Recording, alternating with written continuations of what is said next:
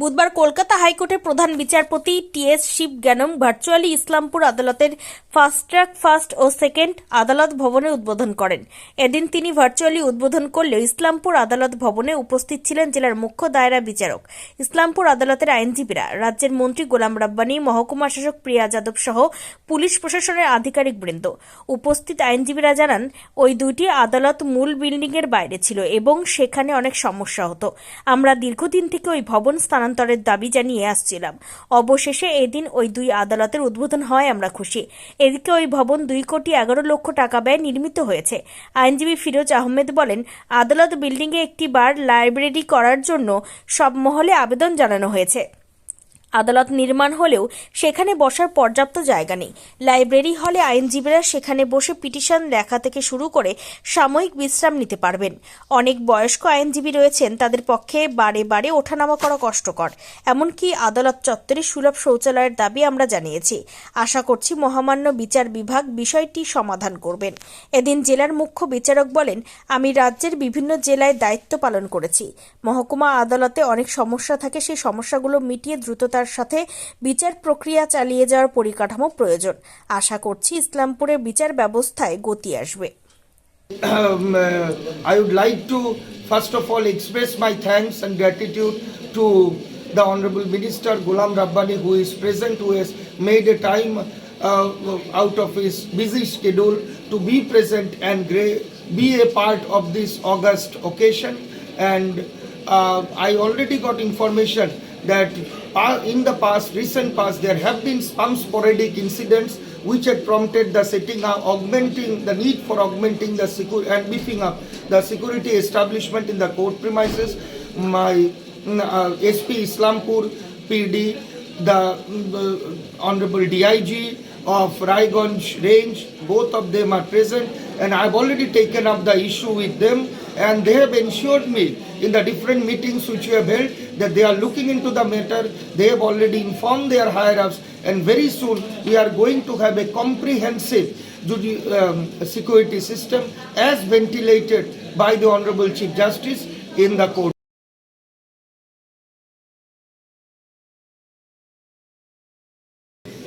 যখন পয়সা বেশি আসছিল তো পয়সাটা ফেরত দেওয়া হচ্ছিল, আর আমরা পয়সার জন্য দিল্লিতে গিয়ে লড়াই করছি। তাও কিন্তু জুডিশিয়ারিতে আমরা 2,82,00,000 টাকা স্যাংশন করে আজকে court building chief justice T.S.. Sivagnanam और ऑनरेबल चीफ जज अजय मुखर्जी और ऑनरेबल मिनिस्टर इंचार्ज मलय घटक और हमारे डिस्ट्रिक्ट जज लर्नर जज और ऑल जजेর সঙ্গে আমরা এটা শেয়ার করলাম। আজকে ইনোগ্রেশন হলো। তা আমার বক্তব্য এটা 2000-এ কেন হয়নি, 2001-এ কেন হয়নি, 2011 অবধি কেন হয়নি, 2012-11-তে আমরা ক্ষমতায় এসেছি। আমাদের মুখ্যমন্ত্রী মাননীয় মমতা ব্যানার্জি আজকে 2,82,00,000 আর যেটা লাগবে এখানে ওটা আমরা দেবো। কিন্তু প্রবলেম এখানে আমাদের কি হচ্ছে, 1,71,000 কোটি টাকা যখন আটকে রেখেছে, এমজিএনআরএর টাকা দেয় না, পিএমওয়াই টাকা দেয় না, তার সত্ত্বেও আমরা এগুলো কাজ করতে পারছি, যার জন্য আমি মুখ্যমন্ত্রী অন্ডার চিফ থেকে ধন্যবাদ দিচ্ছি। সব থেকে বড় কথা হচ্ছে সেফটি সিকিউরিটি তো আগেও তো ছিল, আমাদের এখানে একটা বিষণ্ণ ঘটনা হয়ে গেছিলো, তার জন্য এখন হচ্ছে গিয়ে সবগুলো এক জায়গায় আসা, সব ইমিউনিটিজ করা হয়েছে। ইভিন হচ্ছে আমাদের সিসিটিভি ফুটেজে আন্ডারে কোর্ট আছে। এখন আশা করছি 100% সেফটি সিকিউরিটি আমরা পেয়ে গেছি। এরপরে আর কোনো ঘটনা এরকম হওয়ার কোনো হয় না। যে মডার্ন ইমিউনিটিজ আমাদের সব কোর্টে অলরেডি প্রোভাইড হয়ে গেছে। এখন 2টো কোর্ট বাকি ছিল, সেটাও হয়ে গেল। এরপরে কিন্তু আমরা ইমিডিয়েট সব জুরিডিকশন মানে তাড়াতাড়ি আমরা হচ্ছে কেসগুলো ডিসপোজাল করতে পারবো। Thank you.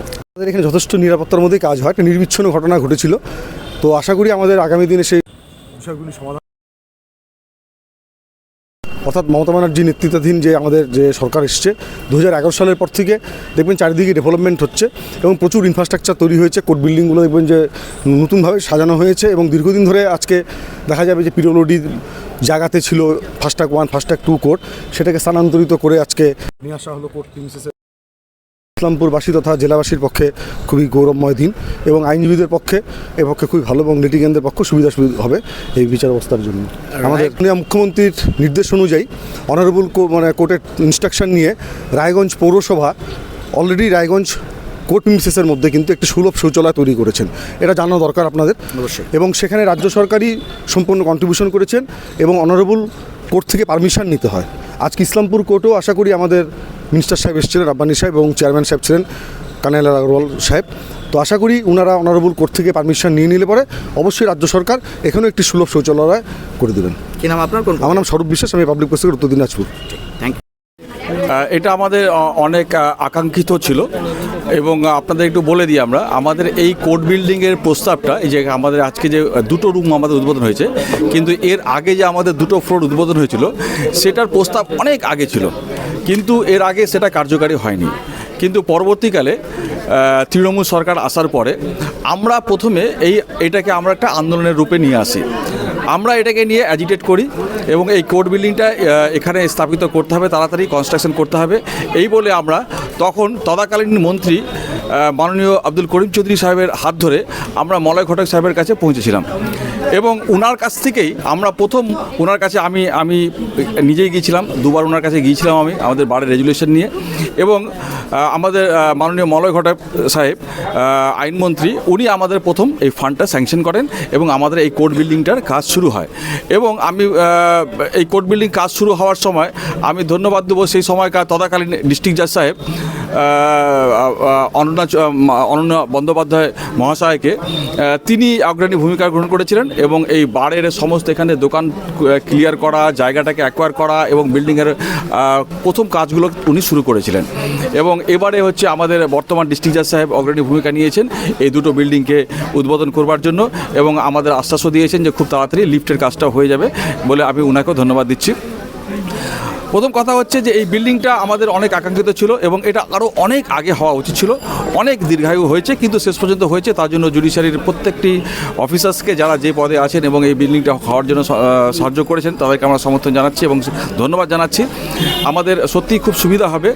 সেফটি সিকিউরিটির ব্যাপারটা নিয়ে আপনাদেরকে বলি যে সেফটি সিকিউরিটির ব্যাপার নিয়ে এর আগেও আমাদের জুডিশিয়ারির সাথে আমাদের বার অ্যাসোসিয়েশনের দফায় দফায় মিটিং হয়েছে এবং সেখানে পুলিশ প্রশাসন উপস্থিত ছিল এবং সেখানে আমাদের কতগুলো প্রস্তাব নিয়ে সেগুলোকে পাঠানো হচ্ছে স্যাংশনের জন্য। সেগুলো হচ্ছে প্রথম কথা ইসলামপুর কোর্টের ভেতরে একটা 24 আওয়ার্স সিকিউরিটি গার্ডের ব্যবস্থা করা।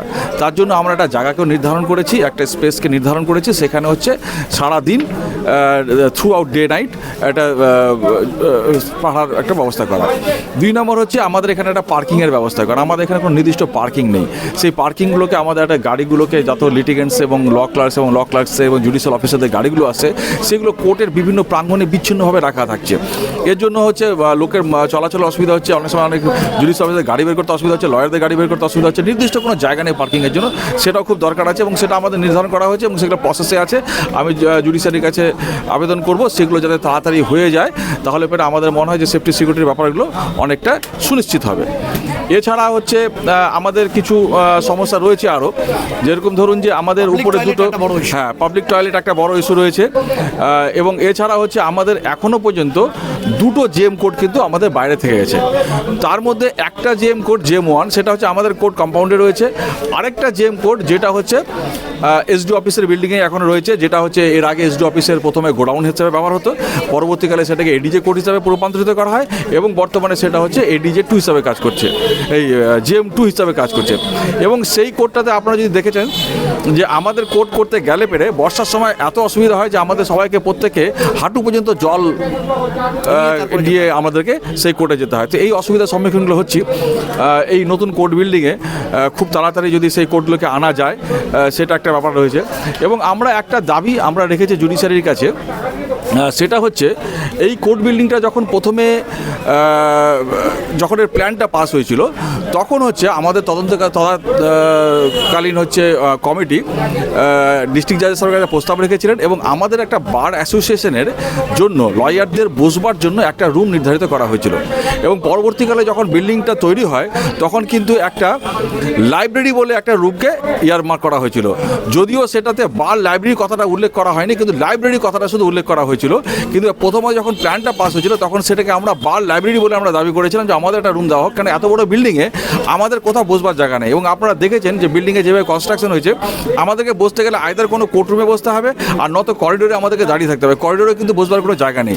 এবং আমাদের এখানে অনেক বয়োজ্যেষ্ঠ আইনজীবীরা আছে, প্রবীণ আইনজীবীরা রয়েছেন, তারা হচ্ছে কোনো বসবার জায়গা পাচ্ছেন না। যদি আমাদের বিল্ডিংয়ে ওঠার পরে যদি একটা কোনো লয়ারের সাথে আমাদেরকে কনসাল্ট করতে হয়, তাহলে পরে কিন্তু আমাদেরকে আইদার হচ্ছে কোর্ট রুমের মধ্যে বসে থাকতে হয়, যখন অন্য মামলা চলছে সেখানে আমরা কোনো ক্লায়েন্টের সাথে কথা বলতে পারি না, কোনো বুক কনসাল্ট করতে পারি না, এখানে পিটিশনকে লিখতে হলে পরে আমাদেরকে সে আবার ফিরে এসে আমাদের সেরেস্তায় আসতে হয়, সেখানে এসে আমাদের লিখতে হয়। তো অনেক সময় এই এমার্জেন্সি কাজগুলোর জন্য আমাদের এই গোটা বিল্ডিংয়ের মধ্যে একটা স্পেস যদি থাকতো যেখানে আইনজীবীরা বসে অন্তত তার প্রতিদিনের কোনো না কোনো এমার্জেন্সি কাজগুলো করতে পারেন কিংবা অপেক্ষা করতে পারেন। অন্য করে তার মামলা রয়েছে, যেরকম অনেক সময় পক্সো কেসগুলো চলে, পক্সো কেস চলবার সময় সেগুলো ক্যামেরা ট্রায়াল হয়, দরজা বন্ধ করে দেওয়া হয়, সমস্ত আইনজীবীদের বাইরে চলে যেতে হয় এবং বাইরে আসার পরে তাদেরকে আবার ফিরে তাদেরকে নিজের সেরেস্তায় বিল্ডিংয়ে থেকে যেতে হয়, ওইখানে সেখানে সেই বিল্ডিংয়ে তাদের বসবার জন্য কোনো জায়গা নেই। তো আমরা আপাতত একটা লয়ারদের বসবার জন্য একটা স্পেস আমরা চেয়েছি, সেটা আমরা ডিস্ট্রিক্ট জুডিশিয়ারির কাছে আবেদন করেছি, আমাদের এখানে অ্যাডিশনাল ডিস্ট্রিক্ট অ্যান্ড সেশন জাজ ওনার কাছেও আমরা আবেদন করেছি। ওনারা বলেছেন ব্যাপারটাকে আমরা দেখবো, জোনাল জাজের সাথে কথা বলে আমাদের একটা স্পেস দেওয়ার ওনারা কথা বলেছেন। তো যাই হোক, এই নতুন বিল্ডিংটা হয়েছে, আজকে আমাদের খুব আনন্দের দিন। আজকে আমাদের এই বিল্ডিংটা হয়েছে, আমরা এটাকে আমাদের খুব আকাঙ্ক্ষিত ছিল এবং খুব প্রয়োজনীয় ছিল, কেন যেখানে ফাস্ট ট্র্যাক কোর্টগুলো রান করছিল সেখানে 3 জন লয়ারেরও বসবার জায়গা ছিল না এবং ইভেন কি যদি কোনো আসামি বেশি থাকতো তাদেরও পর্যন্ত দাঁড়ানোর জায়গা থাকতো না, এরকমভাবে একটা কোর্ট চলছিল। তো সেটা আজকে আমাদের এখানে শিফট হচ্ছে এবং অবিলম্বে শিফট হয়ে যাবে, এটা আমাদের খুব আজকে আনন্দের দিন এবং এটা আমরা খুব আজকে আমাদের ভালো লাগছে এবং আমাদের জন্য যদি একটা স্পেস ওখানে হয় আমাদের আরও বেশি ভালো লাগবে। আমরা মনে করবো যে বিল্ডিংটার মধ্যে আমাদের কোনো একটা স্থান পেলাম। ধন্যবাদ।